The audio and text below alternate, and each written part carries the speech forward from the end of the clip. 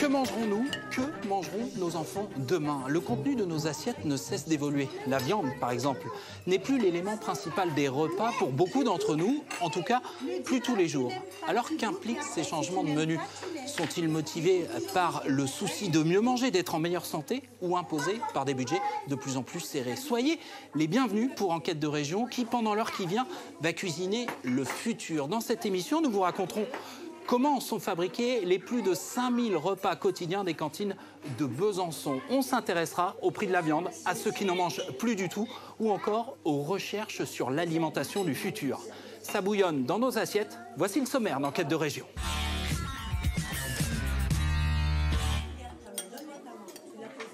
Eux ne mangent pas d'insectes, mais ont 2 repas végétariens chaque semaine. Comment sont fabriqués les plus de 5000 repas quotidiens des cantines scolaires et des crèches de Besançon, en souciant de la qualité des produits et de leur origine locale, si possible?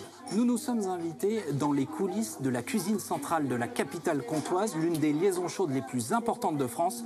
Vanessa Hirson, De Nicole et Thomas Hardy.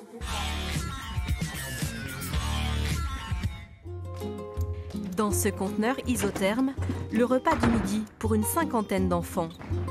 École maternelle Tristan Bernard à Besançon, 10h30, c'est la récréation. Pendant cette pause, Patricia, serveuse en restauration scolaire, dresse la table.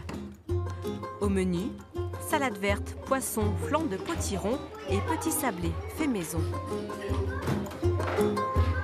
La directrice de l'école leur a dit en fait que c'était moi qui préparais à manger pour justement les aider à manger plus facilement.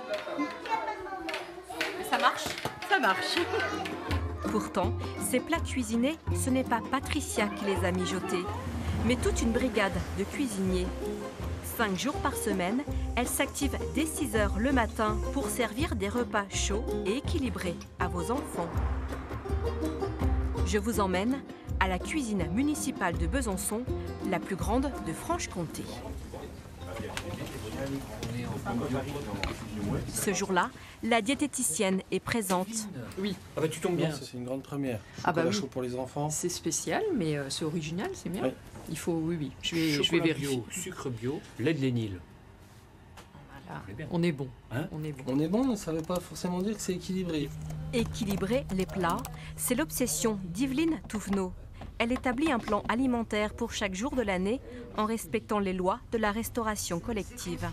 On va sur un type de viande, sur un type d'accompagnement, soit féculent, soit légumes verts, entre guillemets. et puis on va même sur le type de féculent, un féculent légumes secs ou un féculent céréales, etc. À partir de cette feuille de route, 2 responsables de production éditent un menu. Xavier pour les scolaires et Patrick pour les crèches. Voilà, vous avez les menus des crèches. Voilà, on a le repas grand, le repas moyen, le repas bébé, le goûter grand, le goûter moyen et le goûter bébé. Dans l'ordinateur, plus de 4000 recettes sont enregistrées. Les menus sont établis 3 mois à l'avance et sont adaptés suivant les tranches d'âge des enfants.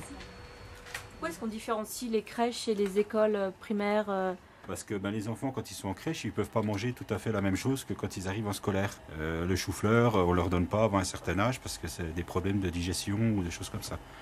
Et puis les grammages, c'est la même chose. Un grand, il mange moins, il mange 5 composants, il a 6 composants dans le menu, que le moyen, il n'en a plus que 5. Donc ce n'est pas les mêmes grammages. Je me permets de vous appeler au sujet de notre commande de sirop de sapin. Le chef de cuisine vient de me demander si c'était possible de passer en demi-litre. Est-ce que ça se fait en demi-litre ou pas? La quantité, c'est l'autre préoccupation de ces agents. Comment gérer des quantités colossales d'aliments et éviter le gaspillage, gérer les stocks, réceptionner chaque jour les effectifs des élèves présents dans les écoles, passer les commandes, sont les missions de Sophie et de Valérie. Merci. Au revoir. Vous travaillez à J plus combien du coup pour les On commandes? travaille à J plus 15. Quand vous commandez 600 kg de viande, ils ne peuvent pas arriver la veille pour le lendemain, donc il faut que les fournisseurs puissent se retourner. Ils ne livrent pas forcément tous les jours non plus, donc si on travaillait sur une période plus courte, je pense qu'il n'y aurait pas de repas dans les assiettes. Alors pour le sirop, ils le font en 0,25, mais ils sont pas sûrs de le faire en 0,50. Est-ce que ça passerait en 0,25? Oui, on va le faire. C'est bon en 0,25? Oui, on va le faire. Au contraire, ça nous arrange presque. Ah bon? Ça fractionnera un petit peu plus. Eh ben pas de souci, c'est parti, je les rappelle. Bonjour. Bonjour, je vous laisse vous habiller, puis vous me suivez? D'accord, merci. Personnel administratif et responsable se doivent d'être irréprochables, car le moindre souci peut impacter toute la chaîne de préparation des repas et au final, l'assiette de vos enfants. La cuisine, la voici, avec sa brigade de 21 cuisiniers. La partie fragilisation pour décontaminer les aliments, la partie froide. Ici, en fait, on fait ce qu'on appelle l'allotissement, c'est-à-dire qu'ils sont en train de peser pour chaque école les quantités qui doivent partir. Et la partie chaude, là où les menus se concrétisent. C'est des petits carrés de pâte sablée, on les a détaillés, pesés. Vous pouvez voir ici les pesées, les quantités, la dénomination et la marche à suivre. C'est d'abord fait en grands carrés, ensuite on les détaille en 20 grammes à peu près et c'est servi pour les enfants dans leur dessert. Je fais un gigot de mouton cuisson de nuit. On a cuit hier à partir de 10h jusqu'à ce matin 6h30. Ça c'est le repas des grands. Et pour le repas des moyens et petits, c'est du mixé que je stocke dans le bas magrillage, que je coupe qu'à partir de 8h30, 9h moins le quart. Vu que c'est des petites quantités, eh ben, on coupe au dernier moment. 5500 repas sortent quotidiennement de cette cuisine, soit 2 tonnes de denrées. 1000 plats supplémentaires pendant les vacances scolaires. La cuisine municipale de Besançon est la plus grande liaison chaude de France et la plus innovante aussi. Aujourd'hui, on a des préparations quand même qualitatives et le fait de travailler de l'inox, ne serait-ce que pour le respect de l'environnement et pour le bien-être des gens qui cuisinent, savoir qu'on cuisine sur de l'inox et qu'il n'y a pas de déchets derrière lorsqu'on livre, c'est quand même une belle... Un beau défi. Un beau défi, oui. L'activité ne cesse jamais. Pendant que les cuisiniers préparent des petits plats, la marchandise est livrée. 6 heures pétantes pour les 90 baguettes et les 500 pains. Le reste au compte-gouttes toute la matinée. Sur ces palettes, 3 tonnes de légumes. La cuisine municipale s'approvisionne auprès de grossistes et de 15 fournisseurs locaux. On doit prendre une température sur chaque palette de produits pour être sûr que les produits arrivent à bonne température.